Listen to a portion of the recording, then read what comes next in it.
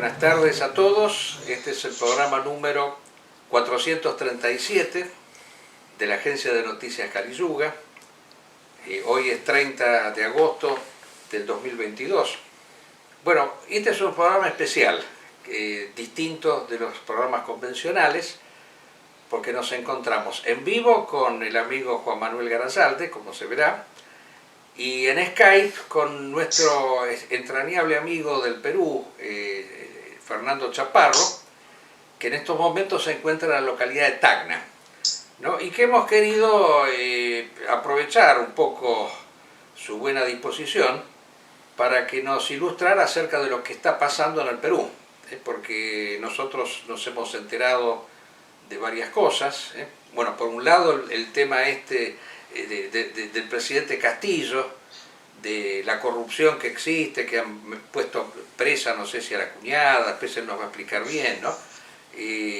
Yo siempre miro al Perú con una cierta envidia, porque ahí los políticos corruptos van presos, ¿no? Eso es un detalle interesante que para mí es significativo e importante, cosa que no sucede acá en la República Argentina, porque nosotros tenemos a la señora Cristina Kirchner, que ha sido acusada, no era ni siquiera necesario, sabemos que es una persona corrompida, la familia Kirchner, que han robado grandes cantidades, pero eso no exime a la oposición, porque también el clan Macri es un clan que ha delinquido, o sea, toda la clase política argentina es una clase delincuencial, ¿sabes? De Menem inclusive.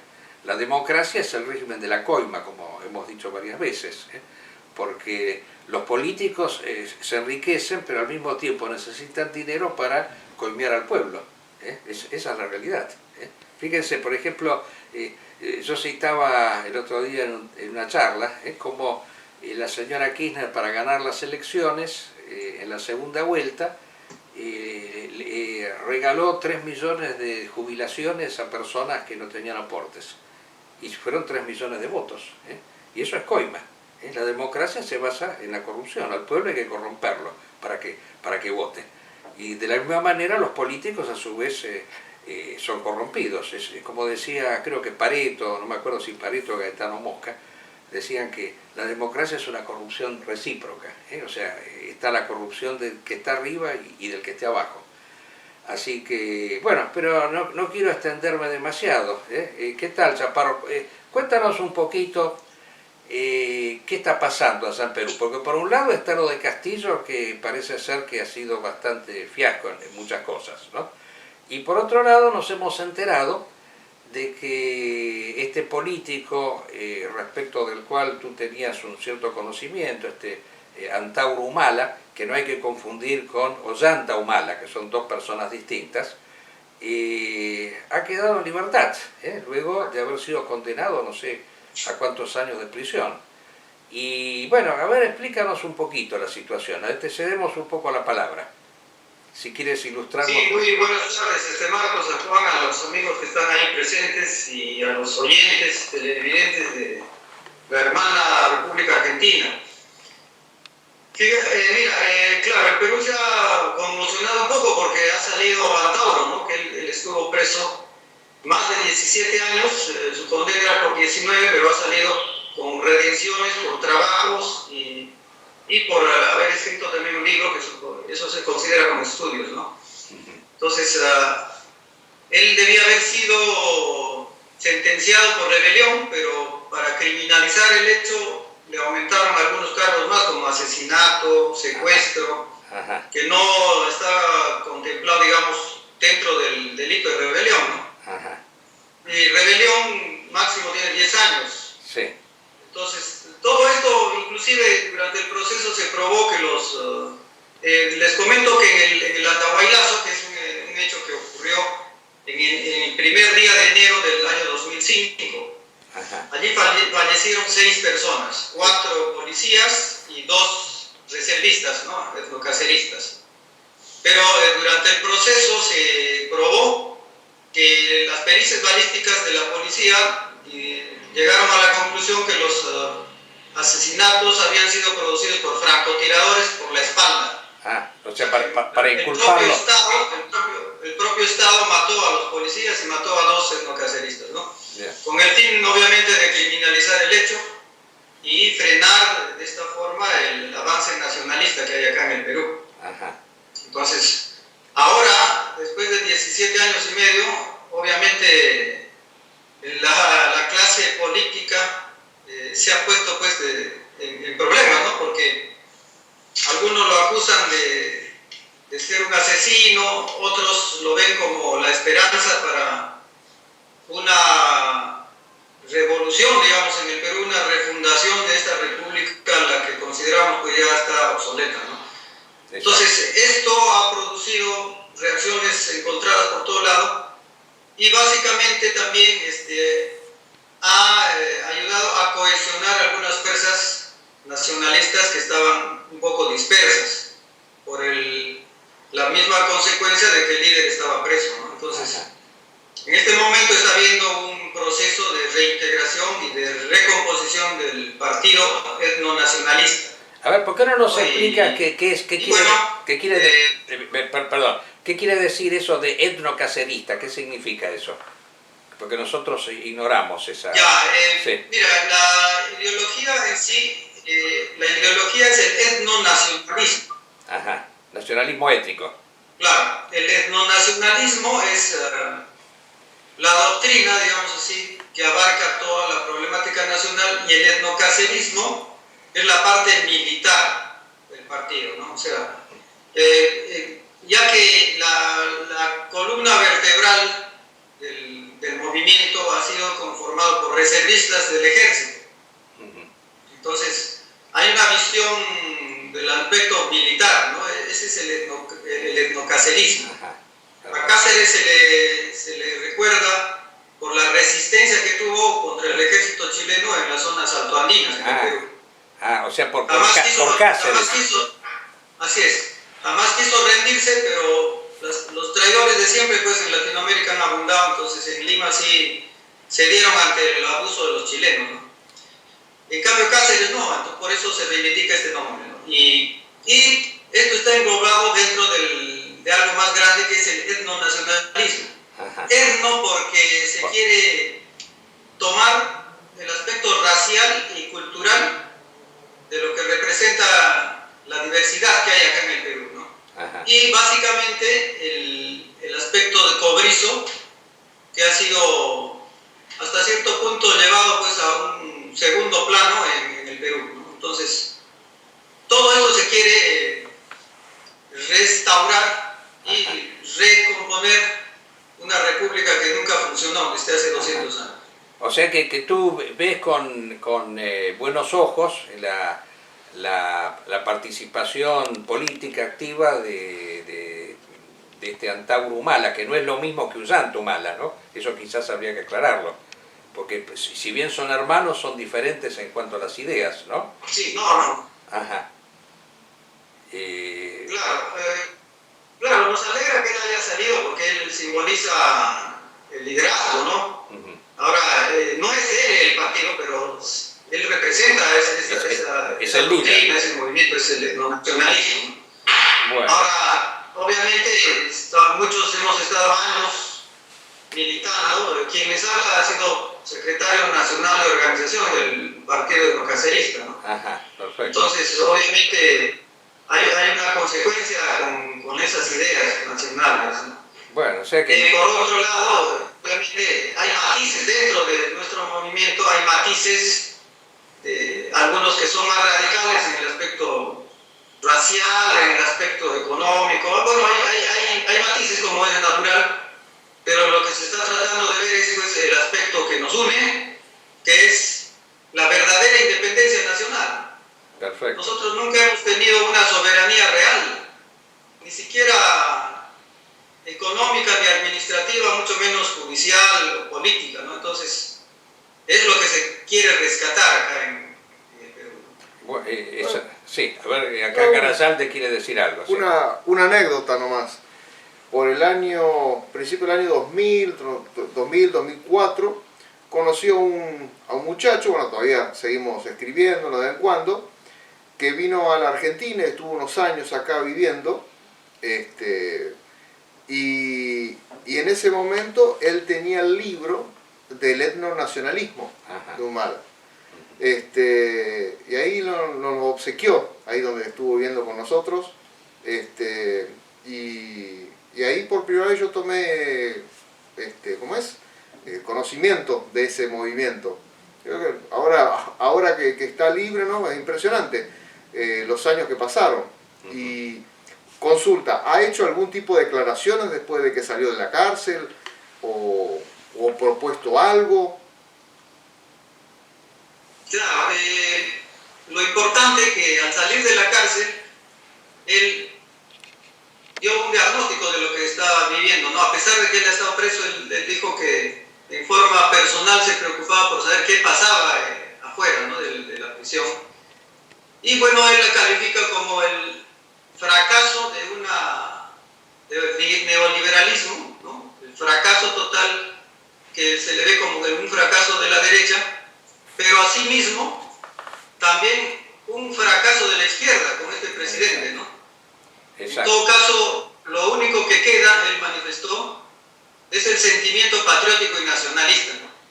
Bueno. Y eso es muy importante rescatar porque se nos ha querido ligar con grupos radicales de izquierda, lo cual nosotros no lo somos, ¿no? Es más, Antauro Humala, siendo militar, combatió a Sendero Luminoso, que era un grupo marxista-leninista, ¿no? Claro. Inclusive tiene una herida de bala en el cuerpo, que es prueba de sus enfrentamientos con estos grupos, ¿no?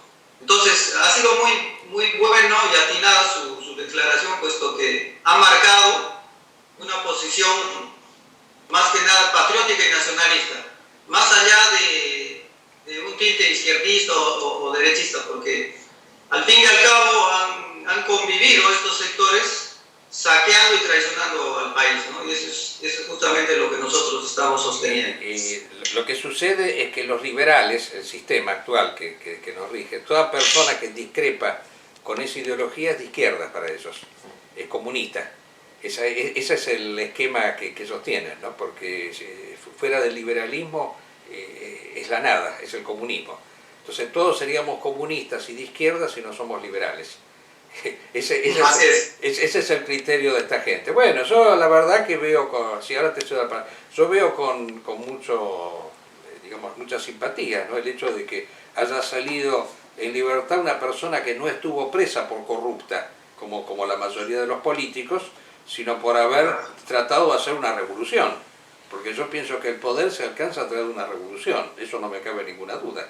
Entonces él estuvo preso, pero no por haber robado, como el caso de Fujimori, de este otro. Bueno, Toledo no está preso, pero Alan García, que se suicidó, luego de haber robado. Exacto, o sea, que como yo decía al comienzo, el sistema político democrático, liberal, con todos los matices que pueda tener, es corrupto por naturaleza. Entonces el Perú nos da un ejemplo palpable de todo esto, y el hecho de que haya aparecido una persona que no sea todo esto y que sea criticada con esos términos y que haya estado presa aparte, bueno, para todos nosotros es como una bocanada de aire fresco, ¿no? ¿Tú querías agregar algo? Le quería hacer dos preguntitas. Sí.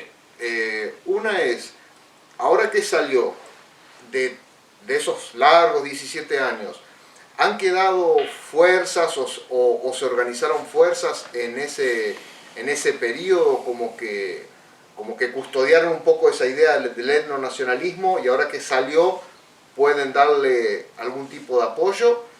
Y la segunda, es relacionada con el Poder Judicial, que realmente parece otro planeta en Perú. En la Argentina, desde el retorno de la democracia en 83, todo el tiempo cada presidente fue cambiando jueces o ampliando la cantidad de jueces de la Corte Suprema para siempre ponerlos a su favor. Eso fue histórico.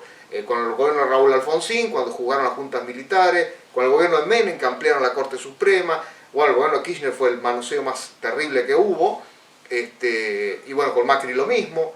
O sea, o sea, la supuesta división de poderes acá en la Argentina no existe. ¿Y cómo es en Perú? O sea, esa es la otra pregunta. Claro, respondiéndote a la primera, sí hay fuerzas, o sea, siempre hemos estado, digamos, vigentes dentro del espectro político. Lo único que faltaba, y siempre estuvimos luchando por ello, era la inscripción de un partido legalmente inscrito, ¿no? Porque siempre existió el partido etnocacerista, pero nunca oficialmente. Entonces ahora nos hemos propuesto inscribir un instrumento político que viene a ser un partido. Entonces estamos tratando de unificar fuerzas, porque les comento, ¿no? Son tantas grandes, o sea, tan grande es el movimiento nacionalista que se da la posibilidad de poder inscribir 4 partidos. Entonces, acá la idea es unificar, ¿no? Bueno, y justamente con Antauro está habiendo reuniones está bien, de los diferentes, claro, de los diferentes sectores, digamos así, para poder tener un objetivo más unido, ¿no? Pero en todo caso, el primero que inscriba seguramente va a ser pues el pilar en el cual se van a apoyar los demás. Ahora, por otro lado, respondiendo a la segunda pregunta de Juan, ese es otro peligro. Acá en Perú y en todas partes, como no existe una soberanía, ni siquiera una independencia de poderes, como lo dice en el papel la supuesta democracia que vivimos, el Poder Judicial, así como el Ministerio Público y las leyes que se dictan en el Congreso, siempre obedecen a intereses económicos. Y nosotros ya sabemos que en este momento, por ejemplo, hay un sector del Congreso que quiere sacar una ley para impedir que Antauro postule. ¿No? Porque con nombre propio quieren sacar, y ya lo van a presentar un proyecto de ley donde dice que aquel que ha sido condenado por secuestro no participe, ¿no? O sea, un poco más ponen el nombre de Antauro. Entonces, también vamos a tener que combatir contra esta arremetida, ¿no? Porque justamente hay muchos sectores que, como en Argentina, no quieren cambiar lo que está pasando, porque ellos viven del robo, pues, viven del saqueo, y para ellos es un peligro que, por ejemplo, surja un partido como el nuestro, ¿no? Ahora también quiero hacer un comentario aparte, que es que a Antauro en la cárcel se le negaba todo tipo de atención médica. Incluso fue víctima del COVID, pero se le impidió inclusive análisis o tratamiento, y ha salido con muchas secuelas al respecto, ¿no? Entonces, en este momento está haciendo bastantes análisis y tratamientos para poder mejorar su salud, porque ha salido debilitado, ¿no? Obviamente muchos sectores no querían que salga, y ahora que hubo un cambio de gobierno que más o menos no es tan afín, digamos, con el neoliberalismo, en alguna u otra forma le dieron la razón en su pedido, porque él ha debido salir ya hace más de 2 años. Entonces se computaron el tiempo que ha tenido en cárcel, y bueno, legalmente ha salido, no ha sido un convenio tampoco con este gobierno de turno, ¿no? Sino que legalmente tenía que haber salido, y en eso al menos se puede reconocer en el ministro de Justicia actual y en los directores del INPE, que son la institución penitenciaria, han sabido, o sea, aplicar la ley en alguna forma, ¿no? Pero como les digo, hay mucho camino por recorrer, y esperemos pues que nadie quiere un enfrentamiento acá en el Perú, pero si se dan las cosas como parece que va a ser, probablemente haya noticias, ¿no?, más adelante. Bueno, nos has dado, ¿cómo te puedo decir? Un mensaje de esperanza. No sé si me están copiando. Sí, no, ha salido perfecto. Yo lo que quiero decir, terminando ya con tu muy importante intervención. Hola, parece que la señal está... Nosotros te vemos perfectamente. Lo que yo quiero decir que nos has dado un mensaje de esperanza, porque entre tanta podredumbre que existe en la política americana, y que haya habido una persona que tuvo que padecer en carne propia las persecuciones del sistema con 17 años de prisión y que haya padecido todas estas enfermedades en la cárcel siendo maltratado y que se siga manteniendo de pie ebolianamente entre las ruinas, bueno, es un ejemplo extraordinario, que realmente nos has dado un mensaje muy positivo. Ojalá que aquí en la República Argentina también aparezca un Antauro.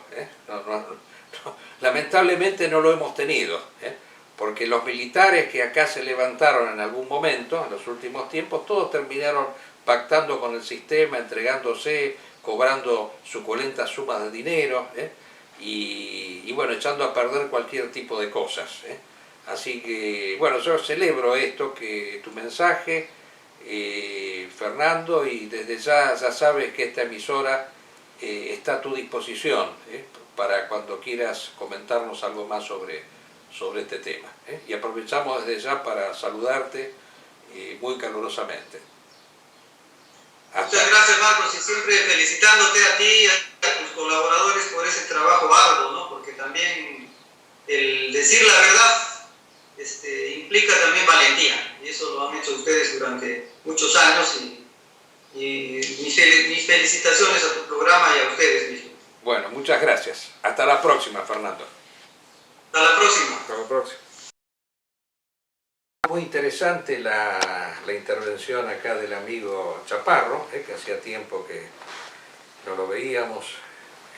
O sea, antes lo tratábamos cuando estaba acá en Buenos Aires, pero ahora está en Perú.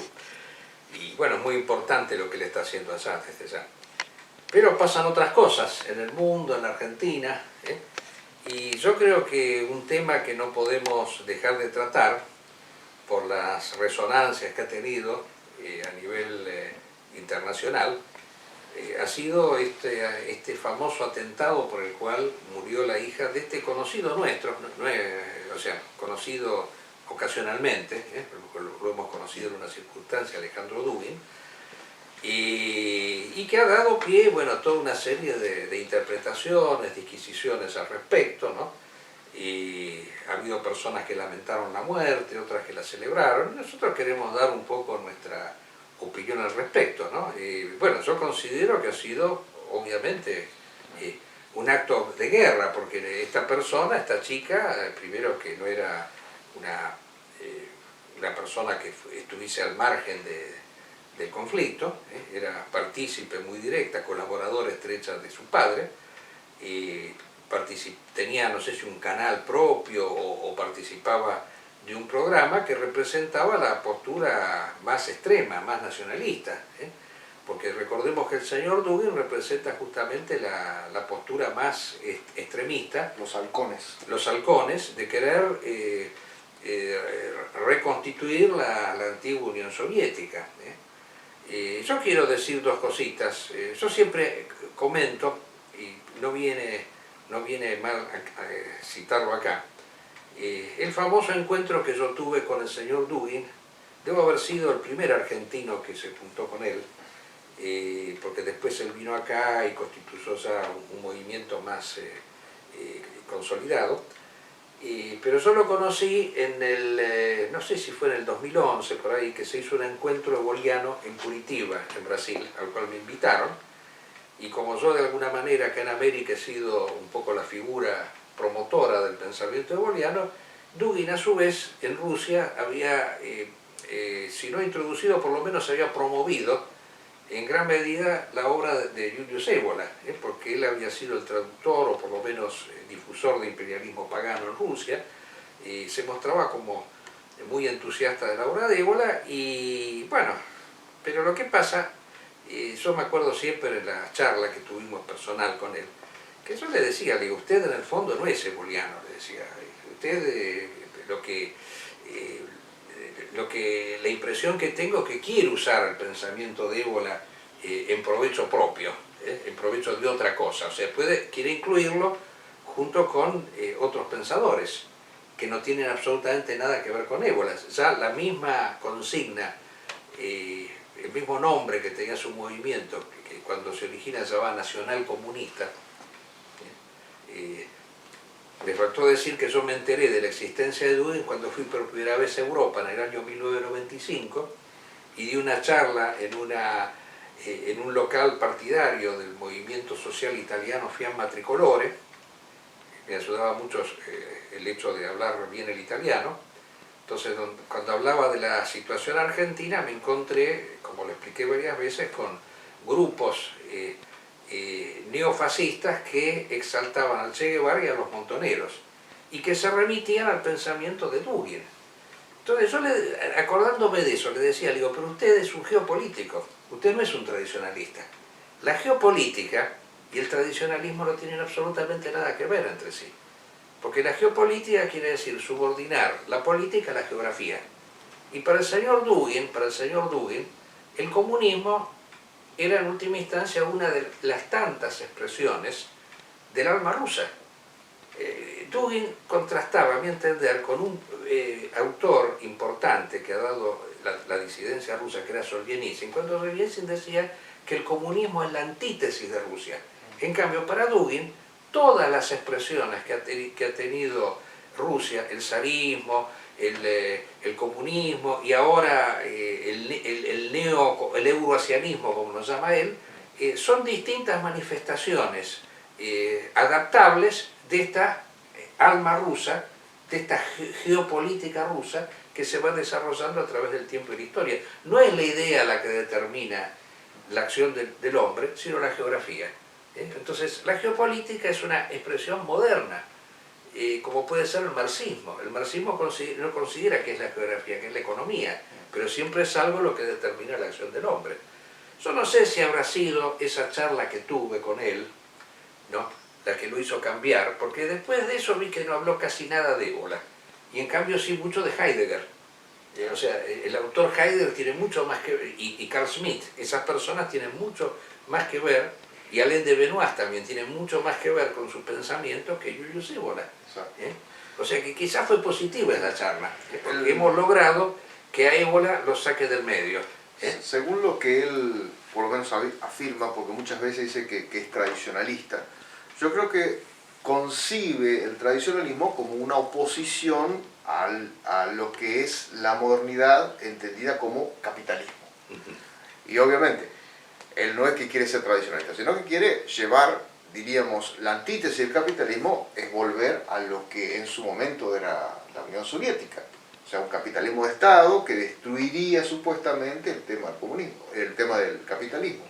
No es una tercera posición, y eso ya queda más que claro en este apoyo absoluto a Putin. Porque uno podría hacer un apoyo crítico, no hay apoyo crítico, todo lo contrario, él es halcón, o sea, ha criticado a Putin de no haber tomado decisiones antes contra Ucrania. Exactamente. Y no es de extrañar, que este atentado, que aparentemente se lo quieren atribuir a los ucranianos, apareció mucho la imagen de esta señorita Natalia Fofk, toda una historia llamativa, ¿no? Porque yo no puedo creer que si esta persona estaba tan controlada por los servicios de inteligencia, ¿cómo es que pudo llegar a hacer el atentado? Porque se supone que si le controlaban los pasos, ¿cómo puede ser que pudo llegar a poner una bomba? Eso es algo característico de lo que es el ser soviético, que al día de hoy, lamentablemente, las nuevas generaciones no entienden de lo que ha sido el mundo soviético. Porque el comunista no tuvo nada, realmente.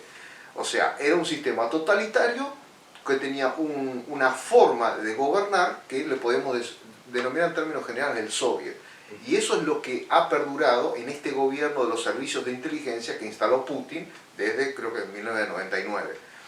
Nosotros obviamente que lamentamos que una chica que es hija de Dugin, o sea, nadie quiere que le maten a la hija, evidentemente, pero de ahí a terminar acusando he visto mensajes que la OTAN es responsable, que Estados Unidos es responsable. Es una estupidez eso. Vemos que están realmente emocionalmente dolidos, lo cual es entendible, pero hay que hay que ser un poco más serios en este tema. O sea, Ucrania desde que empezó la guerra ha matado una enorme cantidad de generales, que son realmente elementos importantísimos en el teatro de operaciones.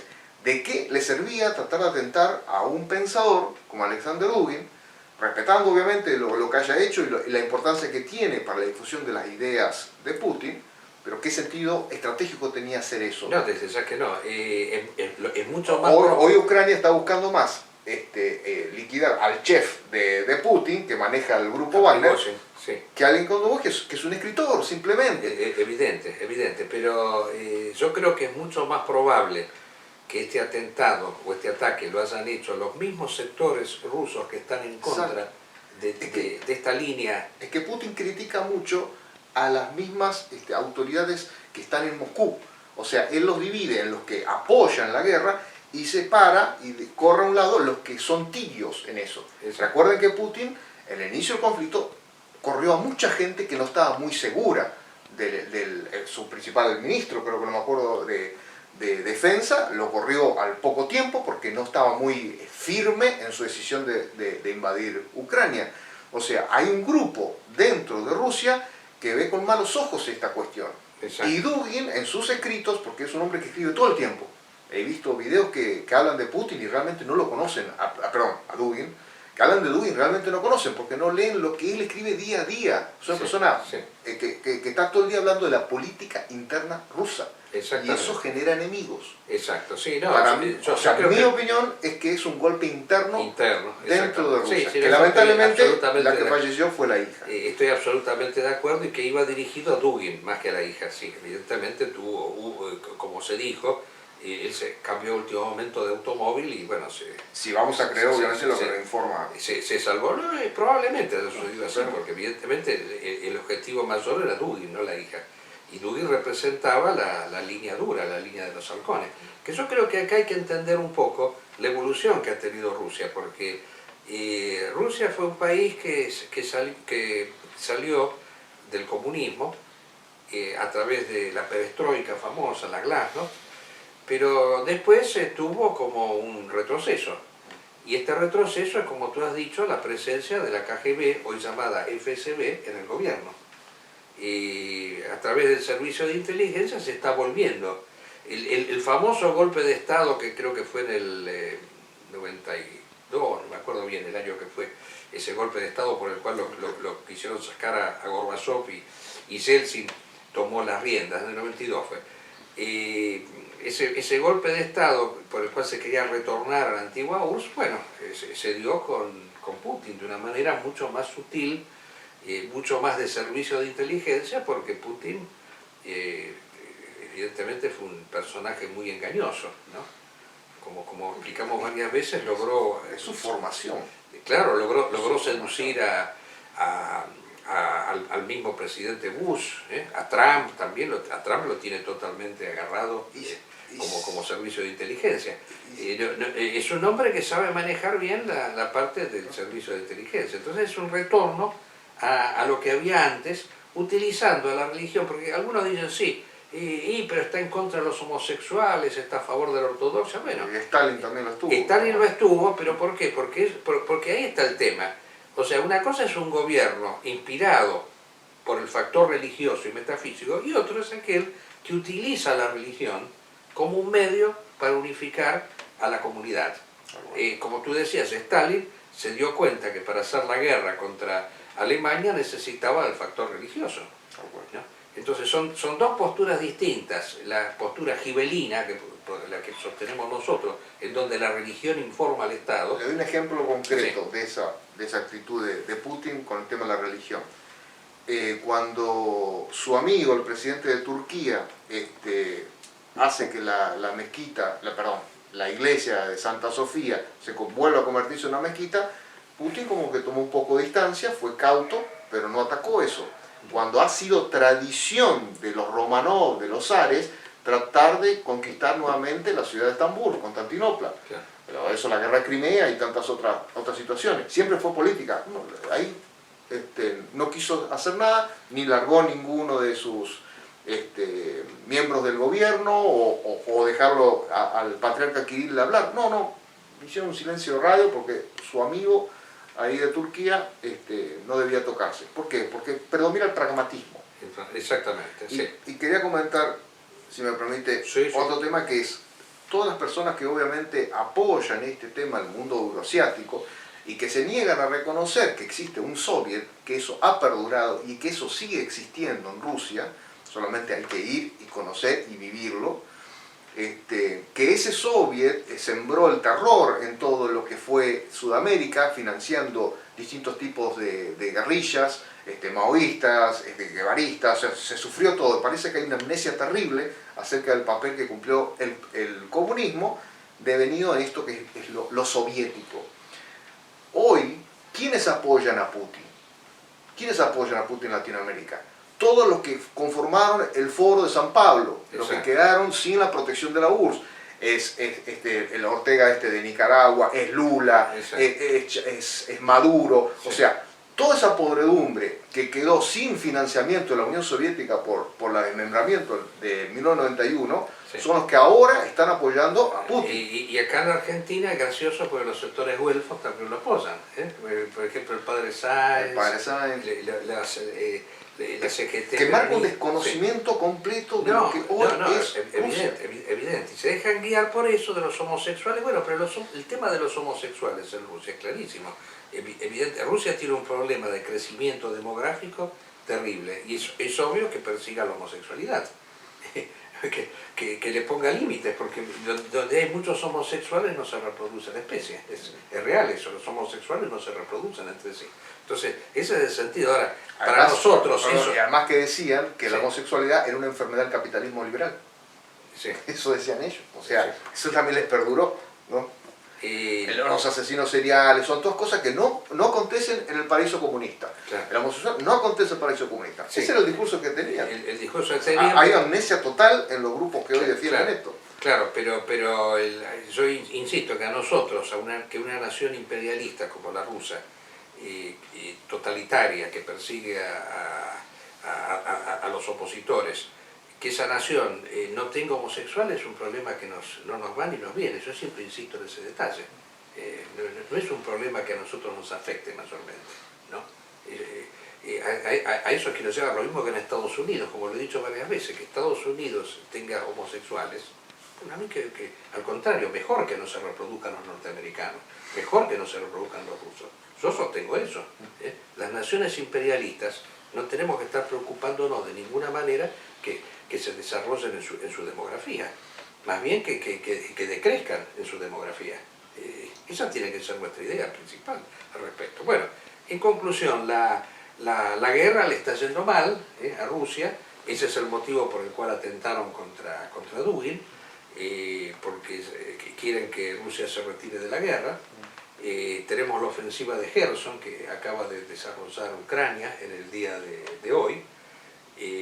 Así que en el Mar Negro ha tenido que Putin sacar al almirante que comandaba la flota del Mar Negro. En Crimea ha habido ataques muy importantes de los ucranianos, que era un territorio que ya estaba ocupado. Estamos en el 7º mes de la guerra, que iba a tener 3 días, y sin embargo ya vamos por el 7º mes y no tiene visos de terminarse de ninguna manera. Así que, bien, en fin, ese es el tema. Y por último, ya finalizando, estamos ya en la finalización del programa, yo quería decir 2 palabritas con respecto al tema del coronavirus, porque parece que se terminó el tema del coronavirus. Y yo insisto que no se ha terminado de ninguna manera, que es un tema que sigue vigente y que hoy en día, bueno, simplemente las personas están un poco,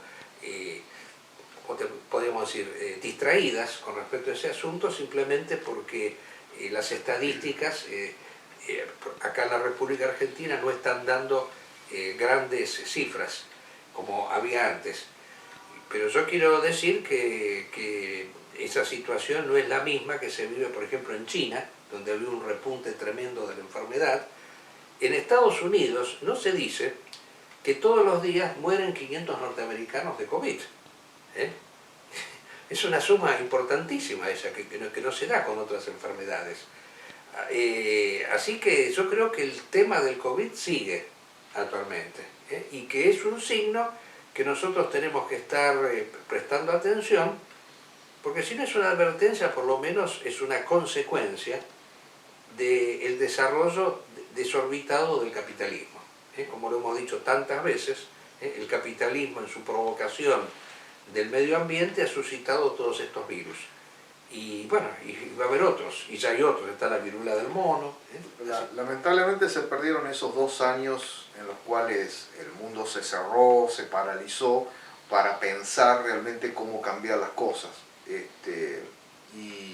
No, ahora la gente lo que quiere hacer es lo que no hizo en queremos... esos 2 años, eso es lo gracioso. Sí, no, es imposible. Lo que tendrían que haber hecho era cambiar el estilo de vida, volver a una vida más frugal, más sencilla, más hogareña, sin necesidad de viajar tanto. El hombre no está obligado a viajar tanto. Como antes las personas no viajaban tanto, antes estaban mucho tiempo en su casa, había más contactos en la familia. Ahora no, ahora viajar es una cosa cotidiana, las compañías low cost, y los viajes, además de fomentar la contaminación del medio ambiente, porque el avión contamina la atmósfera, también distribuyen el virus por el planeta entero. Ha habido algunos muy pequeños cambios que, por ejemplo, en el sistema educativo, lo que es la capacitación docente, se está haciendo todo virtual. Casi el 80% es virtual. Y eso es positivo, porque antes el docente tenía que salir de la escuela para trasladarse a otra escuela a hacer su capacitación. Ahora puede estar en su casa, con su familia tranquilo, viendo o participando de esas actividades. Y en otras cosas, en lo que es todo el trabajo de sistemas, hay gente que está trabajando en otra ciudad y sin ningún inconveniente de tener que ir al lugar, al puesto de trabajo. Hay gente que haya ido a vivir al campo y del campo trabaja con su network, qué sé yo, en las tareas de sistemas. Yo que he sido docente, me imagino que ahora el docente no tiene problema de disciplina de esa manera, pues si es virtual. Así que alguna ventaja ha tenido esto, ¿no? Por lo menos. Hace poco salió un artículo de que uno que fue ministro de Educación de la Ciudad de Buenos Aires, Mariano Nardowski, es liberal, ¿no? Obviamente, pero está diciendo que sí, que se vienen cambios muy grandes porque este sistema educativo que hoy tenemos se conformó de la revolución industrial. Este es el sistema educativo de la revolución industrial. Eso ya no existe. Entonces como que estamos tratando de, con muy pequeñas políticas, tratar de mejorar algo que ya no sirve para estos tiempos. Pero yo me pregunto, si ya no hay más clases presencial, ¿no corremos el riesgo de que el maestro sea suplantado por una computadora, por ejemplo? Y hoy en día, por ejemplo, están cursos autoasistidos. Usted lo único que tiene que hacer es leer, poner si está ok, y seguir avanzando la página. Claro. O sea, no hay ningún tutor, nada. Eso es una desventaja. Yo tuve que hacer un curso autoasistido hace poco, obligado, por esta famosa ley Micaela que nos obligan a todos la parte del gobierno, fue autoasistido. No hablé nunca con nadie. Y aprobé. Qué bárbaro. Bueno, creo que hemos llegado al final del programa. Ha sido un programa movido. Si las cosas van bien, tenemos una sorpresa para el próximo programa. La participación de un economista que nos va a ilustrar sobre el problema económico argentino, pero visto desde una perspectiva distinta de las actuales, que son tanto la liberal como la marxista. La tercera posición, como decía el amigo Chaparro al comienzo. Bueno, hasta el próximo programa, si Dios quiere.